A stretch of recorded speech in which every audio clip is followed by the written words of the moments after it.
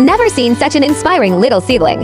In order to grow into a towering tree, he stepped forward bravely under the gaze of his siblings. Without hesitation, he set out on his journey. The little seedling arrived by a small stream. He saw a patch of moss.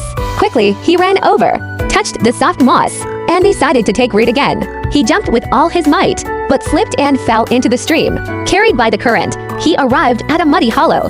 Just as he climbed up and tried to plant himself, a frog suddenly popped out from the soil. Soon, the little seedling reached a bird's nest. Just as he tried to root himself in the grass pile, a group of birds started pecking at him, mistaking him for food. Fleeing in panic, he found a slope he liked. He rushed down with force, but unfortunately, he landed in a mole's underground maze bedroom. Luckily, the little seedling was ejected back out. Otherwise, he would have been eaten by the mole the next second. Unable to find the perfect slope, the little seedling felt discouraged. Just then, a heavy rain began to pour from the sky. Afraid of the storm, the little seedling kept running forward.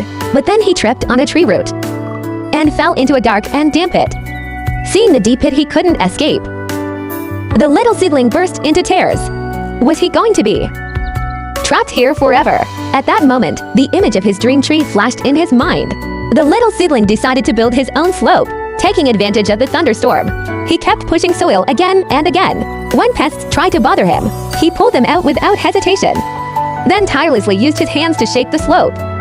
So exhausted, he collapsed onto it, but kept slapping himself to stay awake.